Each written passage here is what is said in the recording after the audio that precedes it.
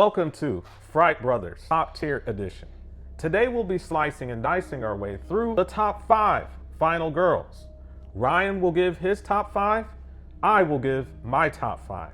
We then will choose one of the top 5 from each other's lists that we disagree and would have taken off of the list. Okay, let's begin. Ryan, who is your number 5 place final girl? Okay, so coming in at number 5, I have Sidney Prescott from the Scream franchise. The reason why I have her as my number 5 is because, in comparison to my other 4 final girls, the villain that she faces, being Ghostface and pretty much all the Screams, is just not as compelling. She is a great final girl. She has a resilience factor, with Sidney having to face a different Ghostface for each movie. Obviously, we got 6 installments, and there being different Ghostfaces in each one. The issue I have though is that Ghostface is not supernatural, and that kind of weighed down her in my ranking. She's an excellent final girl. She has most of the qualities of her being a good final girl. She is a very strong female character. She has the ability to deal with her past traumas, with her mother, Maureen Prescott, passing and then having to overcome all that, and then the different ghost faces using that against her as a motive to attack her. But I'm gonna have to give her my number 5 position. So what about you? What's your number 5? Okay, so similarly, my number 5 is Sidney Prescott. So we know Sidney Prescott from the Scream franchise. She's been around here since the mid-90s. And as we know, we have also seen the trailer for Scream 7, which is expected to come out in 2026. So from 96 to 2026, we've seen her. So this is essentially 30 years of her being in the Scream franchise. So that leads to my first point. She is very evolutionary in the sense that we've not really seen too many final girls outside of maybe a Laurie Strode, who has been through the decades of life and still persists and exists as a final girl. So for that reason, the evolution over the different decades of life, I will have to give her 5th place. And then also, she is highly intelligent and she's very resourceful in the films. She's quick on her feet whenever she sees the Ghostface killer. And as Ryan mentioned, there's been multiple Ghostface killers throughout the years. She's able to maneuver and get away from them and escape the situation or eliminate the threat like she does in several of the Scream movies. And then lastly, she is emotionally resilient. When we think of emotional resilience, a lot of times we think about what causes emotional resilience. So without friction in the sense of trauma, there cannot be any emotional resilience. Obviously, she has a whirlwind of emotional trauma that she's been through, especially in the sense of the situations where she has had situations where her mother has passed, that her boyfriend, Billy Loomis, in the first Scream ends up being the killer, and she has to take him out, and still moving forward in life and moving through the decades. So that's why I would give her 5th place. Ryan, who's your number 4? Okay, so this number 4 is going to be somewhat debatable. So my number 4 that I have is Mia Allen from Evil Dead 2013. And the reason why I have her in my top 5 is because of what she had to go through in that movie. If you go back and rewatch that movie, she had to go through a lot. So one thing is she had to go through an addiction. She had to fight an addiction. She also ended up becoming possessed by becoming a Deadite. She had to overcome that, and then she also had to overcome the abomination Deadite at the final act of that movie. So she overcame a lot. She lost her brother as well throughout the process, and it was a lot. So the villain that she had to overcome was a supernatural, and see, I stress that, supernatural villain. So she's not just having to overcome some ghost face that's running around with a knife stabbing people. She's overcoming a freaking supernatural demon that literally came out of the ground, and you had freaking blood raining out of the sky. And the demon was chasing her all throughout that 3rd act of that movie with that addiction she had to overcome, and then herself being possessed by a Deadite, being possessed as a Deadite, and then also losing her brother. Those were, a multitude of things that helped me come to my conclusion with including her as a top 5 final girl. So that's why I have her as my number 4. So what about you, Kevin? So number 4 is no other than one of the oldest and most memorable final girls, and that is Laurie Strode. So if you know of anything about final girls, you know of Laurie Strode, the Halloween franchise. It's been around here since the late 70s.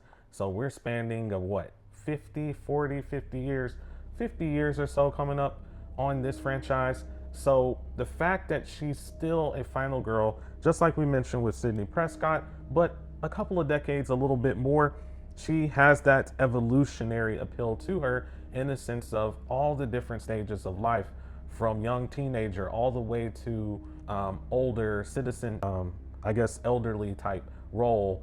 She has been a final girl. My most memorable appearances that I've seen her in have been the most recent trilogy of the Halloween franchise.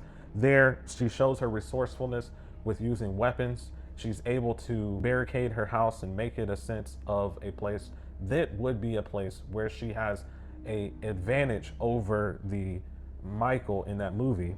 And then also, she's like I said, she's ready for battle with prepared weapons, a prepared home. She's independent. And think of that, someone in their late 50s or even their mid 60s who's still independent, who still can fight and contend with evil. I think that's very impressive. So that's why I'll give her my 4th place vote here. Ryan, what's number 3 for you? Okay, so number 3, I have Ellen Ripley from the Aliens franchise. Get away from her, you bitch! And the reason why I have her at number 3 is simply because of the villain or villains that she has to go against during these films. So we all know how the xenomorphs are. We know that they are very menacing villains. They are aliens that have the ability to really just slaughter you in seconds. Their blood is freaking acid blood. Then you have like hundreds of them just appearing on ships all over. So my thing is just the fact that she's going against these menacing aliens. They can easily overpower you, and they are just very terrifying. The only alien I can think of that's more terrifying is the Predator, but these aliens are very terrifying aliens. And then you also have the Queen. The Queen alien is definitely one of the worst and one of the scariest horror movie monsters that we have seen. So with her having to overcome all these aliens, all these chest bursters, just all these little different species of monsters, I had to include her as my number 3. So what about you? What is your number 3? So my number 3 is a final girl that we traditionally do not see in horror franchises. So a lot of times when we think of a final girl, we think of someone from a suburban area in the 80s or in the 90s or even in the 2000s. This one is actually from the 1700s, and that is Naru from the Prey movie, which is a part of the Predator franchise movies. So one of the problems that I had with the original Predator movie was how they treated Billy, who was a Native American. They have him getting ready for battle between him and the Predator, but his kill scene is off screen and we hear him screaming. And I mentioned in our review of that particular movie, Predator 1987, that the issue I had is that I don't think that represented the Native American community well by depicting him with an off-screen kill instead of showcasing his bravery. But with Naru, we see the complete opposite. We see her bravery showcased throughout the whole entire Prey movie. She carries the show. And think about this. The actor is speaking in a form of Native American language, Comanche at times. There's some English to help us out, but she's speaking Comanche and other things like that. So she's carrying that load. She's also showing how she's preparing for battle, because you see how she takes out the trappers. We see how she takes out the big beard guy. We see how she even takes out the Predator there with no modern tools, unlike many of these other final girls. And she uses the Predator's weapons against him, like the tracking device that he had on his skull, where he points it at you and then his arrows dart off in that direction, she uses that tracking device to point towards the predator during the final scene so that when he throws the arrows, they actually boomerang back to him and take him out.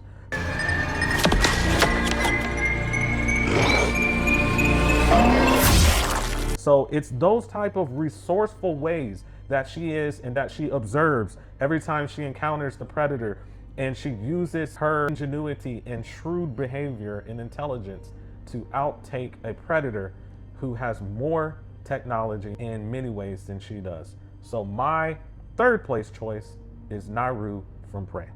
Ryan, what's your number 2? Okay, so this is going to be a little bit controversial for my number 2, but considering the type of movie it is. So for me, coming in at number 2, I have no other than Sarah Connor from the Terminator franchise. And the reason why I have her at number 2 is because if you go back and watch that Terminator 1984, you will see every reason why I do have her as my number 2. So she had to deal with being chased down by one of the most menacing horror movie villains of all time in the T-800. So we know that Arnold Schwarzenegger playing the T-800, we know the T-800 is a terrifyingly scary villain. The fact that it is able to come at you even after taking tons of bullets cannot stop it. And I believe the third act, they basically blew up the T-800 and it still kept coming. They did everything. The T-800 took out a whole freaking police station of like 30 cops at the police station coming after Sarah Connor. So my thing is she had to deal with that. And then moving on to the freaking Terminator 2 movie, the second installment in the franchise, with her dealing with the T-1000, which was a T-800 on steroids that was basically liquid metal. So you're dealing with an almost near impossible villain coming at you. And you know, from watching, those of you who are Terminator fans, you know, watching that the Terminators do not stop until they kill you. They will not stop. They have no emotion. They cannot be bargained with. They can't be reasoned with, as Kyle Reese said on the first one, and they will not stop until you are dead. Be bargained with. It can't be reasoned with. It doesn't feel pity or remorse or fear, and it absolutely will not stop, ever, until you are dead. So the fact that we have multiple Terminators coming after this character in Linda Hamilton, and her being able to have the resilience to overcome these unstoppable killing machines programmed to kill, artificial intelligence programmed to kill. The fact that she's able to build the resilience, the strength, the courage to go up against these machines, even though she is outmanned, outgunned on every aspect of anything that gives her a chance, is the reason why I have her as my number 2. And I really cannot see any reason why she would not be on your top 5 list. But I have to have Sarah Connor as my number 2 final girl. What about you? So number 2, it's interesting when you think of final girls.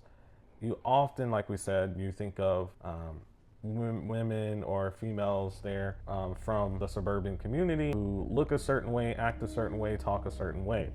The one that I have for my top 2, number 2 choice, is one who doesn't quite look like everybody else. And also her ability to contend with evil is more complex than just fighting your way away from Jason or Freddy or so forth or so on. So my number 2 choice is Tess from Barbarian. The reason why is her moral groundedness. So number 1, her moral groundedness. We see her desire throughout the entirety of the movie of her trying to help the male character in the movie.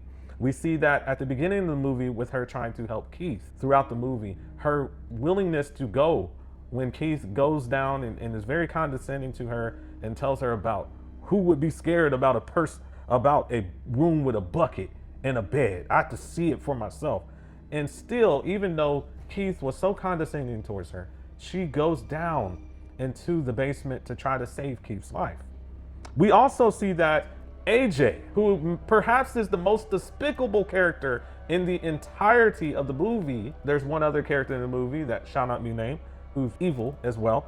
and despicable, but she tries to help and save Keith.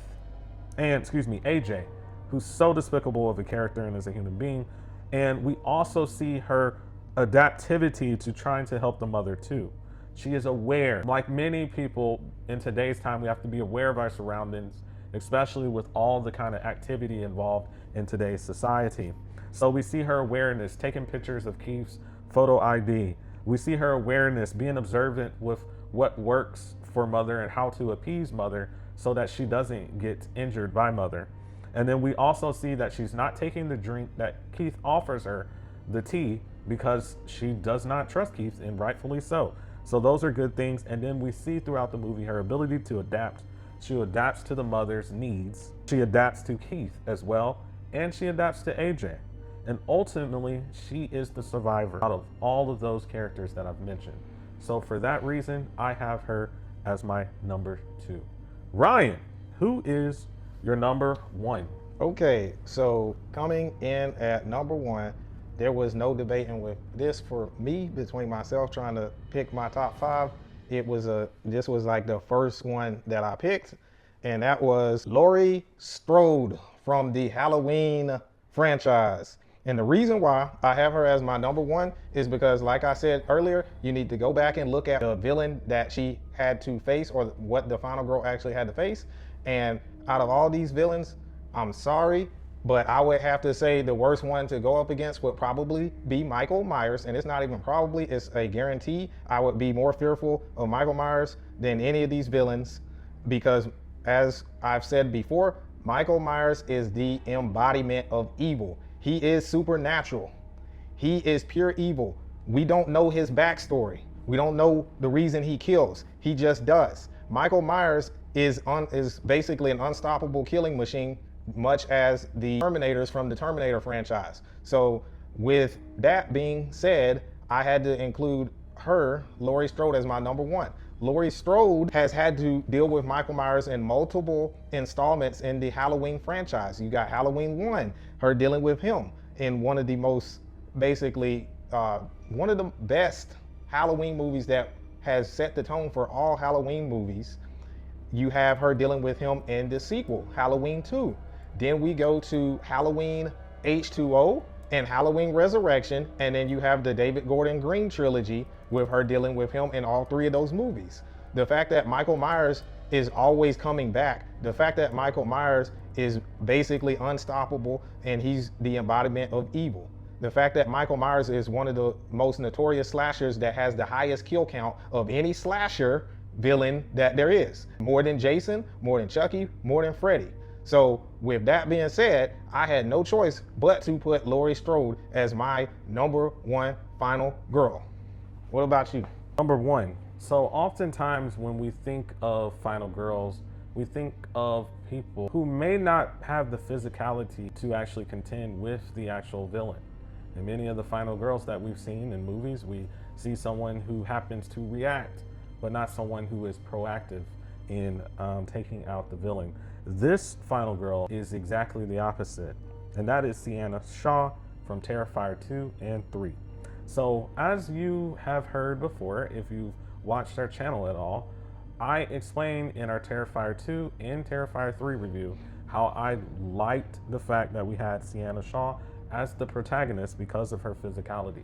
She looks the part. She looks like she can contend with evil based off of the physicality that the actress brings to the role. Additionally, we look at her awareness of Art the Clown, his existence, and never being really surprised when Art appears. And even when she is somewhat surprised, she always finds a way to gather herself and to contend with the evil clown. Also, she's proactive, like I mentioned before, not reactive. She is the one who dresses in the Viking suit and has the sword, who's prepared to do battle. Even in the dream sequence in Terrifier 2, we see that she pulls the sword out to contend with Art the Clown. There, she does so at the end of the movie, and she does so again in Terrifier 3. We also see that every time that Art the Clown thinks that he has the upper hand with her, at the end, the person with the upper hand is always Sienna Shaw. She helps out her brother. She is the warrior for her family. And so with that, I will have to put her in my number 1 choice here. So now that we've done our top 5, we have to choose one that we would disagree and remove off the top 5. Ryan, which one would you choose? Okay, so I got your top 5 pulled up, and the one that I would have to take it off the list right off the bat, just by going through it, has got to be Tess from the Barbarian. I just don't think there's enough to put her in the top 5 of a final girl tier list. So that's just my opinion. But what about you? What do you think about mine? So for me, I would have to remove Sarah Connor from the top 5. The reason why I would have to remove her from the top 5 is that, yes, I do think that in some ways that she does contend with the Terminator and things of that nature. But we see in number 2 that she's actually needing the assistance of the Terminator to defeat another Terminator. And then this plays its way out through the remainder of the Terminator franchise, where she's getting the assistance of a Terminator to defeat another Terminator. And for that reason, I would choose to remove her off the list. Okay, guys, so that is our list. And we did talk about one that we disagreed with each other's. Now, I'm going to ask you a few questions. So first of all, who would be, or who is your top 5 final girls from the horror franchise? And then also, who would you remove from our list, and explain the reasons why? Please comment in the section below. List your top 5. Which one would you disagree with us on? And let us know. Remember, guys, we are happy to have so many people commenting, and we appreciate all the comments that we've gotten recently. However, we do ask that you guys remain respectful. What I mean is no ad hominem attacks. For those of you who don't know what ad hominem attacks are, is that's when you attack a person personally. And so name calling people, doing that kind of stuff is not what we stand for in our chat, and we will remove those comments if that is how you choose to go. So please remain professional. Remember, this is a channel for open discussion. We don't care that you disagree, but we believe in being respectful of one another.